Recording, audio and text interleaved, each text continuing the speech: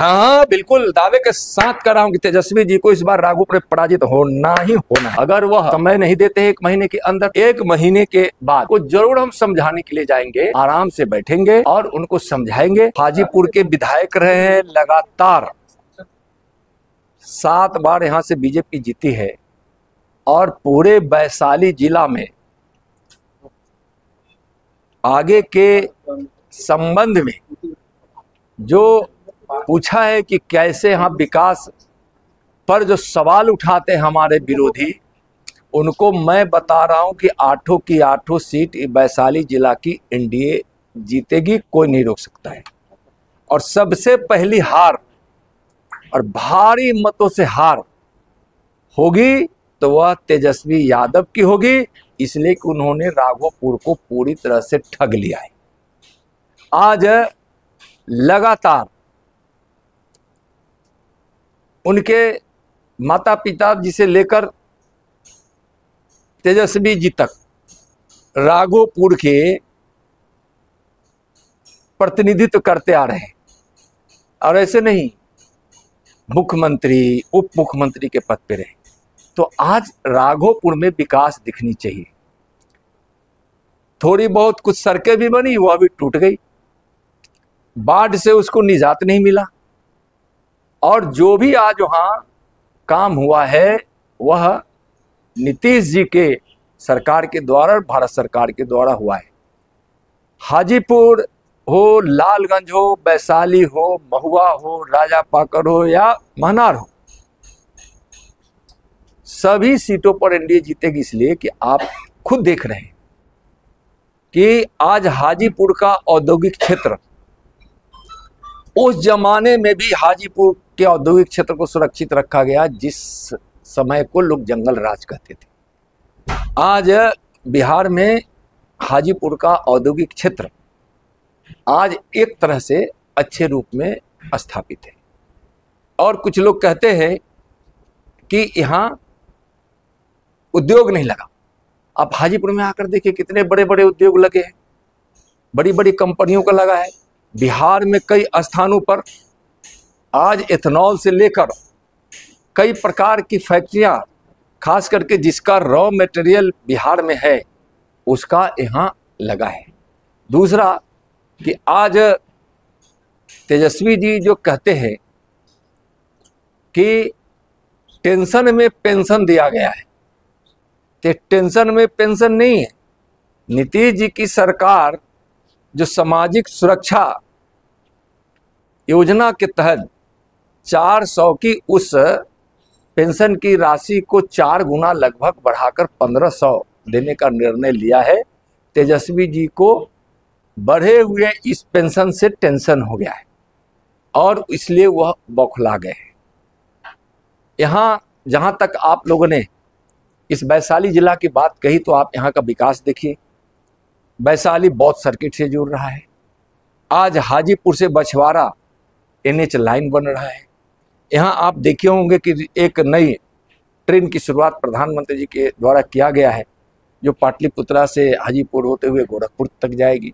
एक नई railway line भी देवरिया तक के लिए निकाला गया है, जो बौद्ध सर्किट को जुड़ेगा। आज यहाँ गंगा के सामने दूसरा लेन अब तैयार लगभग होने पे है। यहाँ विभिन्न प्रकार की योजनाओं से यहाँ का विकास हुआ है। इस हाजीपुर में आगे भविष्य में केला आधारित उद्योग स्थापित होने की पूरी संभावना है और उसका प्रयास भी प्रारंभ कर दिया गया है। यहाँ हाजीपुर में होटल मैनेजमेंट लाया गया। यह तेजस्वी जी और लालू जी का लाया हुआ नहीं है। जब एनडीए की सरकार दिल्ली में थी, उमा जी पर्यटन मंत्री थे, उस समय लाए। यहाँ सीपेट जैसी संस्था है जो आज राष्ट्रीय स्तर पर है। होटल मैनेजमेंट अड़वा, उसकी प्रतियोगिता राष्ट्रीय स्तर पर होती है।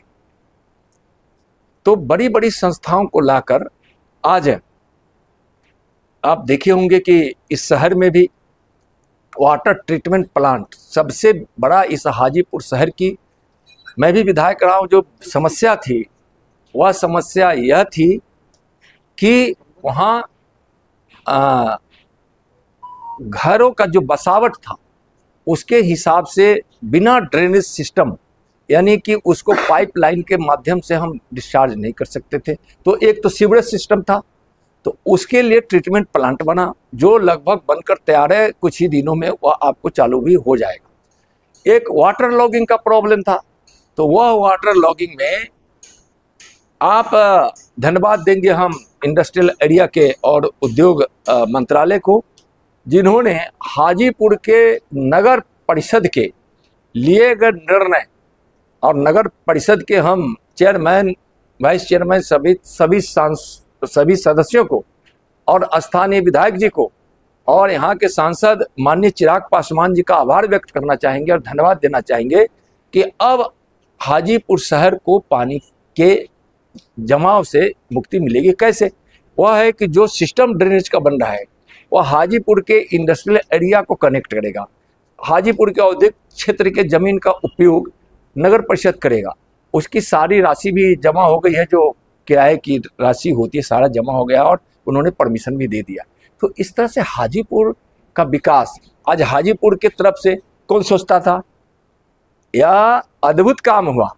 कुछ लोगों को समझ में नहीं आएगा, बिना सरकार को मुआवजा दिए हुए हाजीपुर के उस टोल टैक्स यानी गंगा ब्रिज थाना के सटे उत्तर से कौनहारा घाट का बाईपास निकाल देना, और मैं तो यहाँ के किसानों का जीवन भर आभारी रहूंगा, भूमि दाताओं का आभारी रहूंगा, जिन्होंने सरकार से बिना 1 रुपए लिए हुए एक अच्छा बाईपास बना दिया।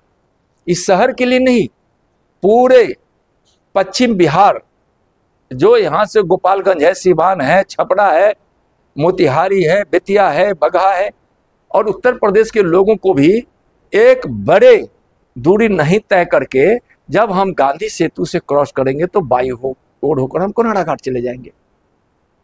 तो कुछ लोगों को समझ में नहीं आ रहा है। मैं तेजस्वी जी इस जिला के प्रतिनिधि हैं, उप मुख्यमंत्री रहे हैं और उनके माता जी भी मुख्यमंत्री रही हैं। आप बताइए कि वैशाली जिला के विकास में आपका कोई सहयोग है तो उसको आप बताइए। आप तो यहाँ सिर्फ लूटने और लुटवाने का काम किए, इसलिए 8 की 8 सीट यहाँ एनडीए ही जीतेगी। 8 की 8 सीट जीतने की बात कर रहे हैं तो ऐसा लग रहा है कि मुख्यमंत्री जी जो है दावेदार भी चुनाव हार जाएंगे। हाँ, बिल्कुल दावे के साथ कर रहा हूँ कि तेजस्वी जी को इस बार राघोपुर पराजित होना ही होना है।